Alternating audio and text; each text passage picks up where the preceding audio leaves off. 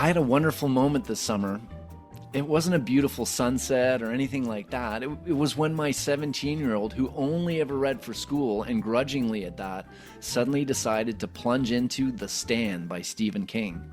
A phase, perhaps? Not so, because a few weeks later, he consumed The Road by Cormac McCarthy. As someone who's always loved reading, I was elated, though my kid might be something of an anomaly these days. Reading in college, or the lack thereof, has become a deep source of concern. Faculty will attest that even pop quizzes and syllabus statements just shy of death threats don't seem to move the needle. And it's led some to wonder, are we witnessing the end of reading? Or, as Donna Battista suggests, what if this is a new beginning? What if instead of asking students to read in every circumstance, we could help them reclaim a love of reading by asking them to read in the right circumstances? With more than 20 years in higher ed publishing, Donna has a pretty good handle on the challenges and, more importantly, the opportunities facing educators. So give those peepers a rest and warm up your ears. Welcome to Higher Listenings. It's great to have you with us. It's great to be here. Thanks for having me. A recent article by Beth McMurtry in the Chronicle of Higher Education titled, "Is This the End of Reading?" has caused something of a stir. The conclusion seemed to be that the answer is perhaps, maybe, quite likely. Now, the piece gives voice to a litany of concerns, and this is by no means exhaustive, but students are coming to college less able and less willing to read. Then you've got smartphone dopamine addiction, with fewer young people reading for pleasure. And interestingly, the sense among many faculty that today's students view higher education as a means to an end rather than a place to explore and perhaps grow as a person. So that was a lot, I know. But let me ask you this, Donna. Do you agree we've got a major generational problem at play, or is there something else going on here? Well, that was a lot, but far be it from me to not complain about generational problems, right? That's kind of our job as older people to do that. But for the reading issue in particular, I think back to when I was in college, which was 30 some years ago. And I was an English student, so I loved to read, and I was a pretty good student.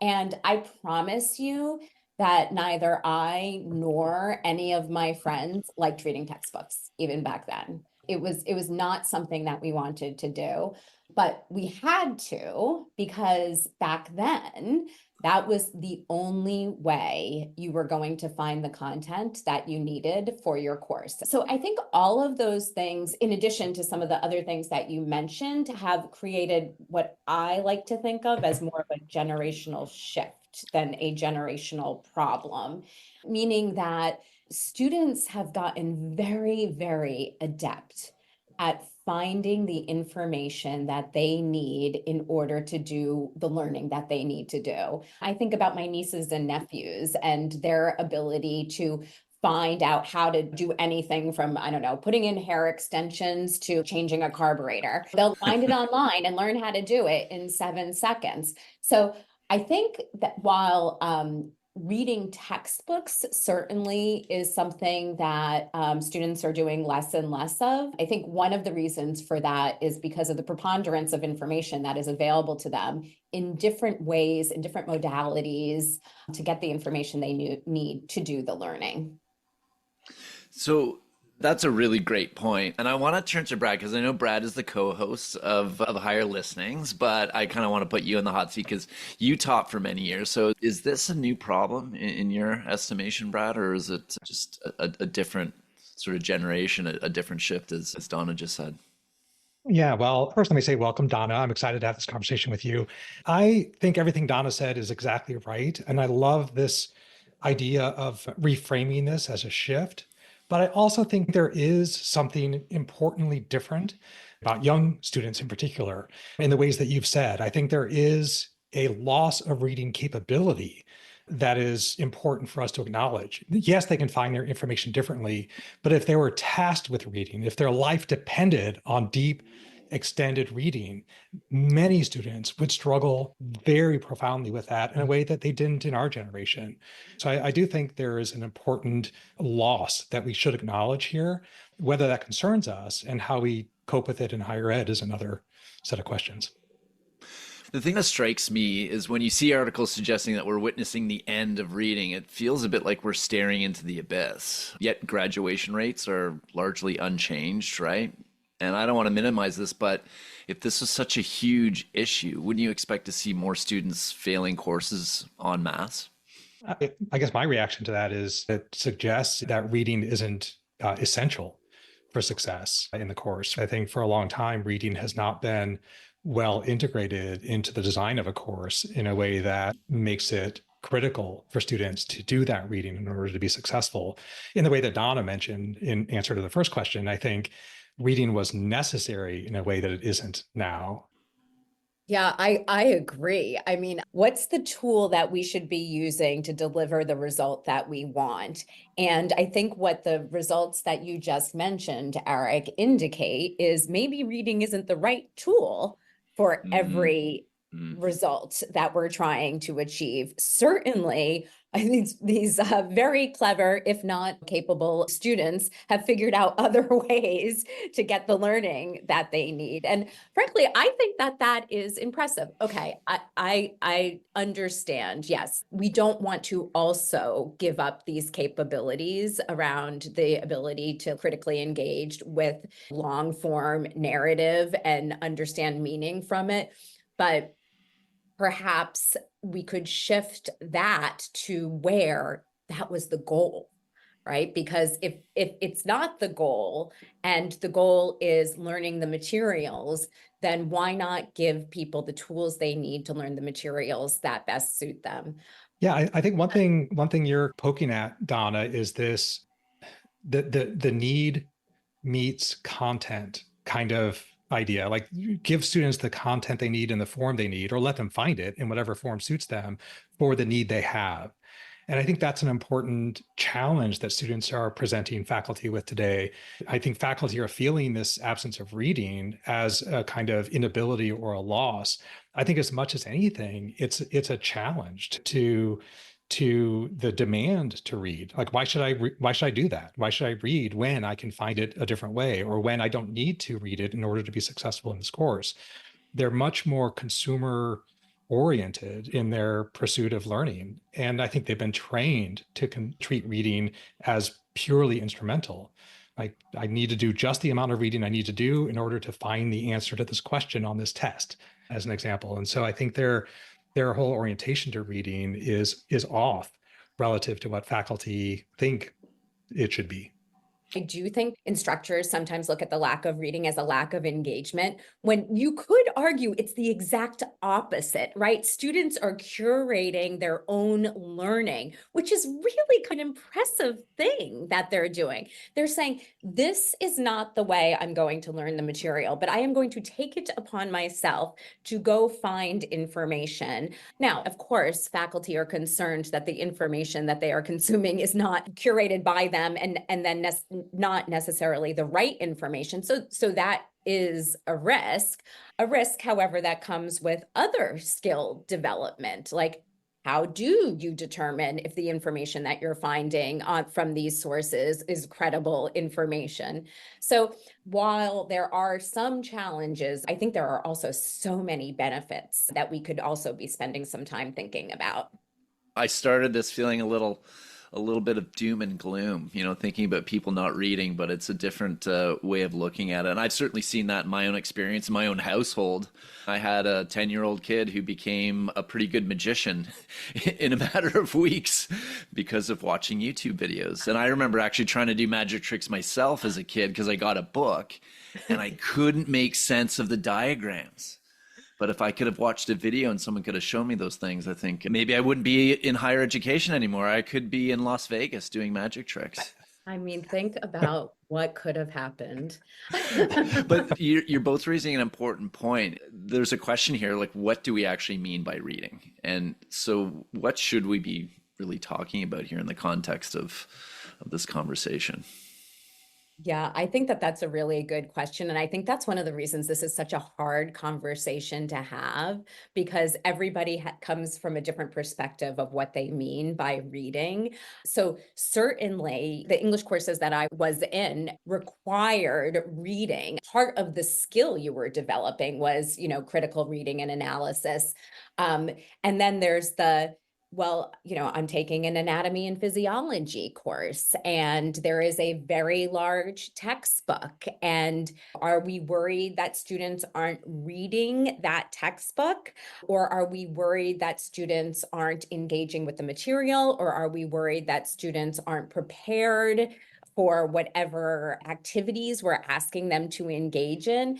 And I think that we have to unpack what it is that people are really worried about in very specific settings, and they have different solutions. It's not just one thing. Well, it's funny, you're jogging something for me because I'm doing a course, Donna. Mine's on occult mysticism, which I won't go on too long about this, but it does involve reading some pretty esoteric material, the kind of stuff where you read a page and the only question that comes to mind for me at any rate at the end is, what the heck was that all about? But what I found helpful is the guidance the instructor has given us. He said, read the chapter through once and don't worry if you don't get it right away. Then let it sit for a few days and let your subconscious ruminate. This is an occult mysticism course, right? And then come back to it and read it again before diving into the homework questions. And I found that really helpful, that he laid this path out for us, but he's also normalized the struggle that basically everyone encounters when we confront these texts. So do you think we're doing enough to guide students on how to approach their readings?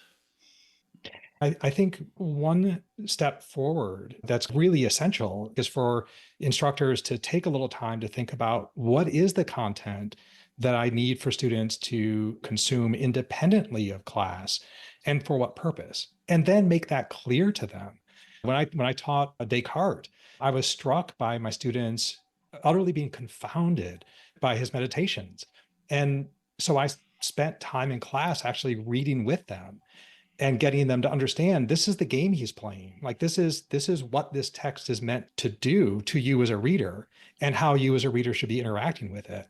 That's just one small example of taking time to help students understand what they should be doing with whatever the form the content takes. If it's text, if it's a textbook, if it's a novel, if it's video, anything you want them to consume as an educator, you need to help them understand how to consume it. Like what is the nature of that engagement with that content, and what do I do with it once I engage with it that way? Like, what's its purpose? Otherwise, they're just like their eyeballs are passing over something, but they have no idea what they're supposed to do with it.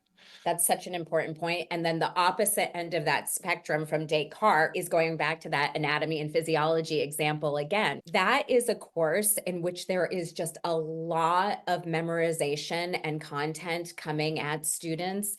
And the textbook author isn't trying to get at something other than deliver this information. I actually had my own personal experience with this recently when I was reading some chapters for a certified personal training certification that I'm trying to get. And I was really struggling because what I was reading had a lot of unfamiliar words that I didn't know how to pronounce. And I couldn't figure out how to learn and remember those words just by reading them. And I actually had to go out and find different resources that gave me pronunciation and all of these things so I could better understand it, right? So again, it's what is it that you need to do in order to engage with this material? And what is the best way for you to do it? And having, as Brad said, an opportunity to have that conversation with your students, I think could go really a long way.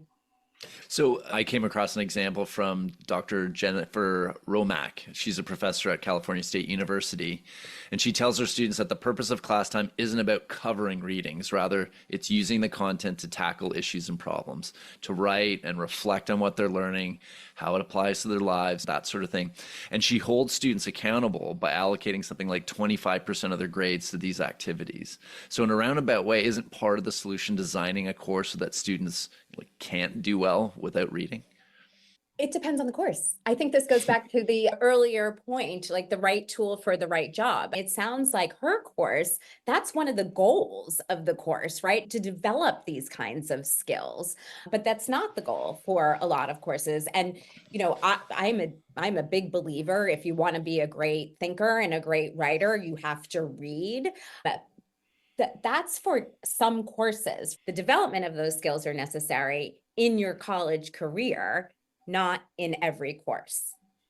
Donna, I think you're leveraging a very strong distinction between textbooks as a particular form of course material versus other forms of course material. Can you say more about that? Yeah, thanks. I do have particular feelings about this. I've been in this industry for a very long time. Basically, since I went to college, I've never been off a college campus, either because of my own academic career or through work. And I've developed a lot of textbooks during the course of that time, and I've developed a lot of digital materials as well. And one thing that I will say about textbooks is that model was developed at a time in which it was the only way to get the information for the course, right? It was either textbook or in class. And it hasn't really changed. We act as if all the information that a student would need for a particular course needs to be included between these two covers, and you have 1,200-page textbooks that are incredibly dense with all of the concepts, all of the examples, all of the assessments, everything in one place. And when the world opened up through the internet and other modes of explanation became available, that textbook model didn't really change. Even when it moved to a digital experience, a lot of that idea that all the information had to be in the textbook stayed the same. So for students, the reading experience is so unilateral. They just have to consume it and they can't engage with it. And that engagement is something that they have gotten used to in all other aspects of their life, right?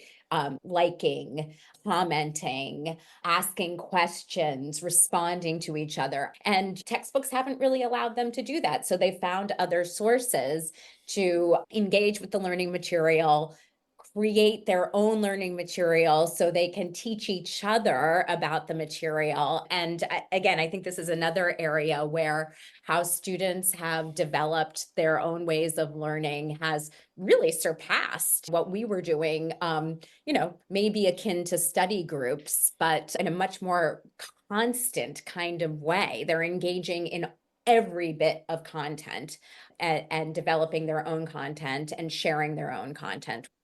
I think this idea that kind of learning experience, which is this traditional textbook learning experience, is still the primary way of delivering content is frankly a little archaic.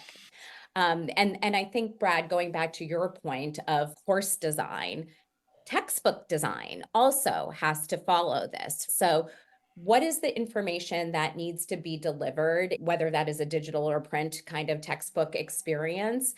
And then what is the information that can be sourced from other means, whether that's, AI helping students find examples that make the content relevant to them, or a way to offer a different explanation if the explanation provided for a particular concept wasn't resonating with the student. There's so many more ways to give students that kind of personalized learning experience, and also to say to students, hey, you got that concept, you don't need to read anymore. You can move on and focus on the things that you're struggling with. And I think that's one of the things that we in the industry really need to start focusing on, is providing the materials in a way that's going to meet the students' needs for a particular course. There's just so many other ways of providing that content and information that's going to meet students where they are. There's also, I think, a clear value proposition for educators, right? The textbook serves an organizing function. It's efficient as well. When you first started talking about the traditional textbook needs to be reconceived, my first thought was, oh goodness, I'm going to have to invest even more of my time as an educator curating resources for students. But I wonder, what is the value for educators of textbooks, and how do we preserve that in this new model that you're starting to speak to? I do still think that having a textbook as that kind of organizing principle and providing the supplemental resources around it is still really important. So many of our faculty today are adjunct faculty, and they don't have a lot of time or resources to put towards setting up a brand new course every time that it's assigned to them. So they do rely on publisher edtech provided materials to help support the organization of their course. So I do think that that is still an opportunity, providing very well curated, peer reviewed, core content and apparatus in terms of the tools around it for students to get the information from other credible sources when they need more, when I need a new video, when I need a different explanation, maybe when I need a translation. Having that all in one place, that as a faculty member, I can still have a lot of confidence that these materials are going to deliver on my learning outcomes, but also meeting students where they are today.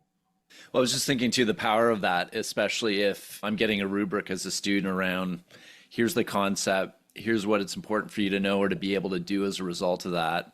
And here's options around how you want to explore and understand and gain that knowledge, whether that's through watching a video or reading text or listening to audio, perhaps, asking AI something. So it's a very different way of thinking about this. Yeah, and I think it's really exciting, right? I mean, to be able as a student to say, okay, 50% of this, like I don't need to spend any more time on, but I am struggling with this other part of the work and I need more help there. And that's where I'm going to spend my time. So now I'm an A&P student who's planning to be a nurse, and I'm in Michigan. I can start asking for examples about like the aging population in Michigan and what are some of the particular issues associated with that, and see how these things are really relevant to my future career in a way you couldn't do if you read a static textbook. I think that's what makes this really interesting and really an opportunity to engage with students at a different level than what a 1,200-page static textbook would allow you to do. Everybody gets the same information the same way, regardless of whether they need it or not. And it is potentially inclusive, but it is not representative of my personal experience. We'll be right back. If you're enjoying the show, you can do us a favor by subscribing to Higher Listenings on Apple, Spotify, or wherever you get your favorite podcasts. You can also write us a review. We'd love to hear your thoughts. Or invite a friend. And last, most important of all, thanks for listening. Back to the show.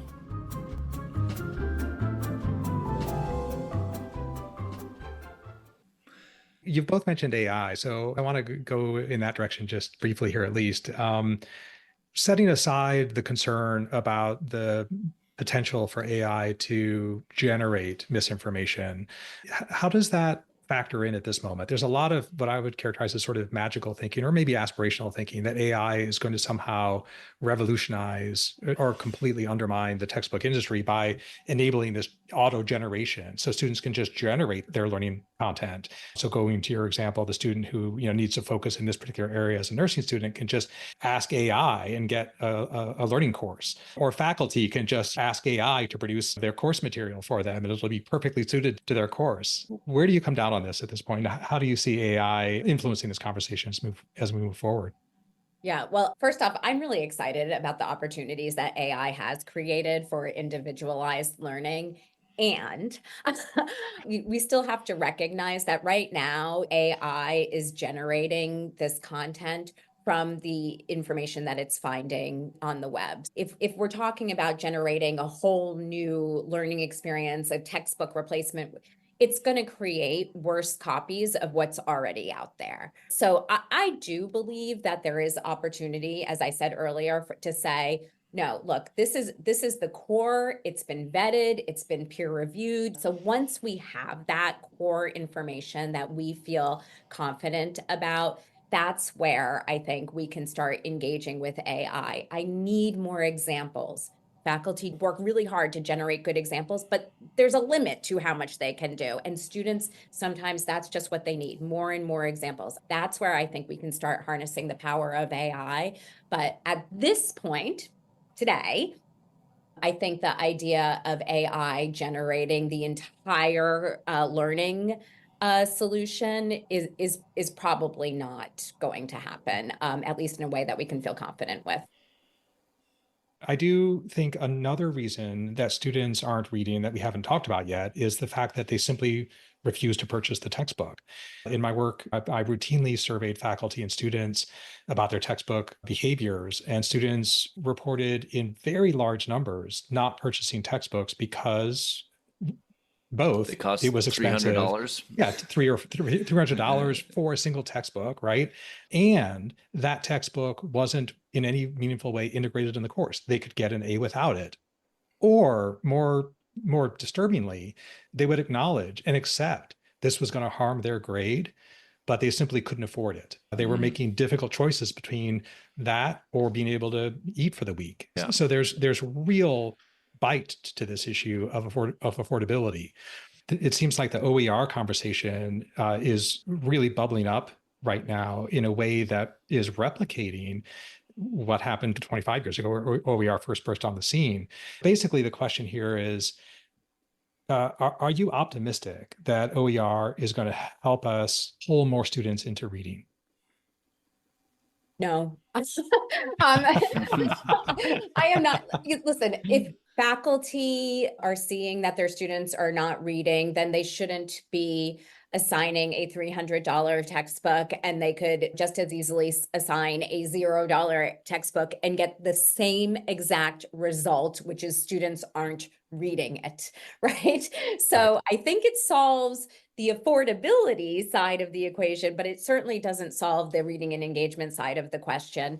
I think that the thing that OER is doing is creating this pressure in the industry to start to really think about what value is being delivered in the materials that they are distributing, which is good, which is great. We should be thinking about that, and we should be getting that pressure, and we should be using the resources that are associated with these large publishers to be rethinking the entire textbook model and not just the business model of how we deliver them. But free isn't going to solve the problems that Eric posed at the beginning. It's just going to make the thing that they don't use cheaper. So, on that point, we've got a lot of new tools at our disposal these days. I mean, you've got podcasting and audio, you've got presentations. Obviously, video is super powerful as a learning tool. You've got text blogs. The sky's the limit. So how do you see content working in an ideal world? Do you have a sense of what that vision could be for the future? One of the things that faculty could still use help with is this curation, right? There is a ton of great learning materials available, but who has the time to review every single one of them and make sure they deliver what they're hoping they're going to deliver? It is a really big ask for an individual faculty member to do that. And I think that is where people in the publishing industry can start thinking about how can we support that experience? What are the tools that we can develop and provide to institutions to help them curate learning experiences that are going to meet their learning outcomes, meet students' learning experiences, be affordable, all of those things. To me, that feels like the person who gets there first is going to start winning in this area. I was routinely frustrated by the limits of a traditional textbook. I wanted students to read this, but not that. I didn't like the way this particular area of philosophy was treated, and I substituted my own lecture notes for it, that sort of thing. So clearly, customizability is one of the features that the future ought to hold in store for us as educators. We should be able to fully customize, right? That seems to me something that was enabled a long time ago, but not really in the industry until, frankly, Top Hat came along or OER came along. Yeah, when I got here from coming from a very traditional publishing company and I learned that the Top Hat enabled that kind of customization, I was blown away because I could build a textbook that got you 70% of the way there, but I'm not going to ever meet everybody's exact needs in their course. And by and large, faculty have said, I'm going to accept 70% because I'm not going to just build it all on my own. And now they don't have to, right? Now there are a lot of tools available to them in which they can say, I'm going to take this, the beginnings from this, and then I'm going to develop it to meet my specific students' needs and my course needs. Again, the next level of that would be, and then what other materials can they bring into the course to create that more curated experience? So there's more, like, really excited about where we are today with that, and there's more work to be done here. So I'm going to make a blanket statement, but I think we're all from the cereal box reading generation, right? So when we were sitting at the breakfast table and we had nothing to do, no smartphones, we read the back of the cereal box. That's how I actually learned about nutrition. I'm just going to throw that out there, so it's helpful. And I remember too, if I ever complained about being bored, the refrain from my mother was, "Well, pick up a book." Which I did, and it was good counsel because I've been a lifelong reader, and it's been an immense source of pleasure in my life.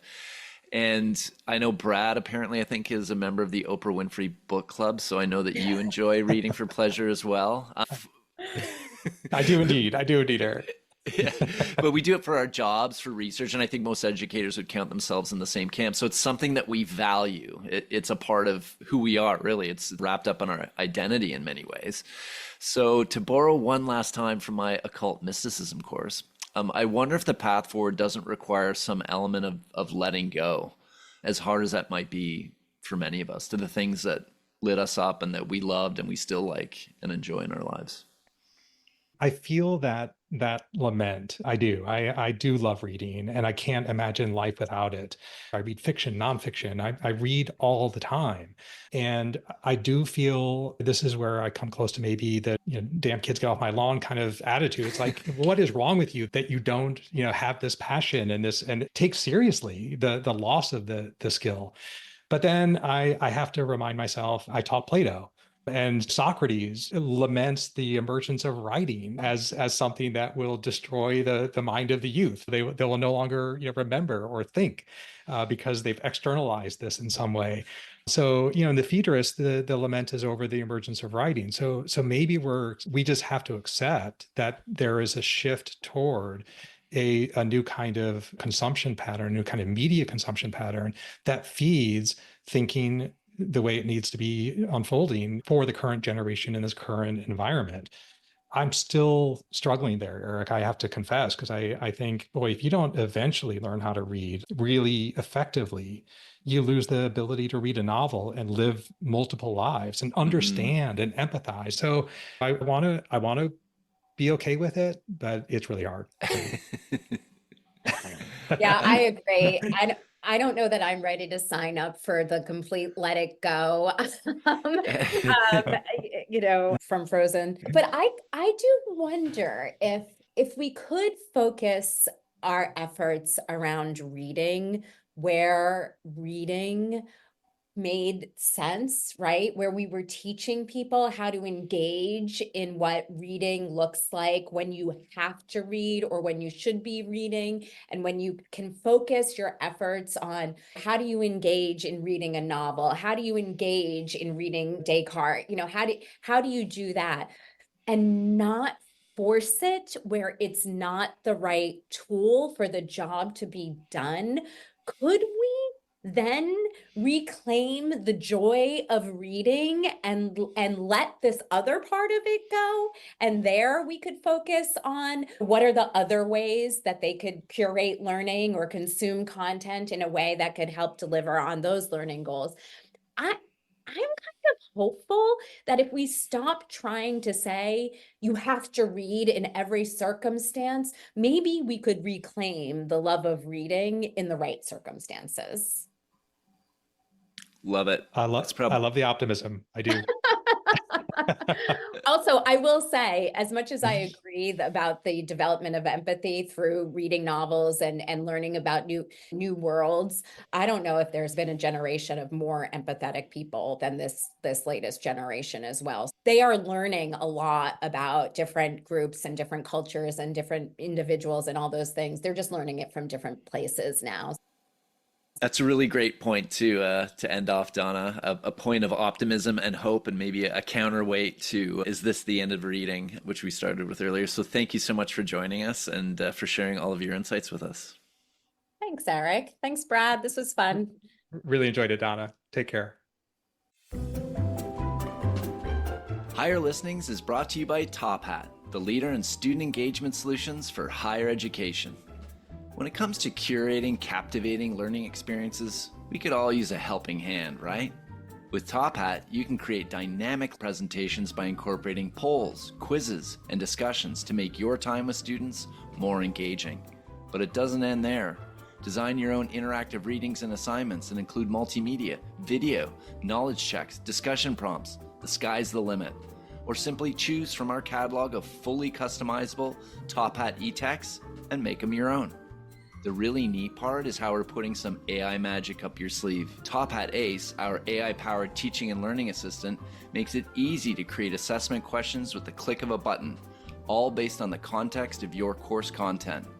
Plus, Ace gives student learning a boost with personalized AI-powered study support they can access anytime, any place. Learn more at tophat.com/podcast today.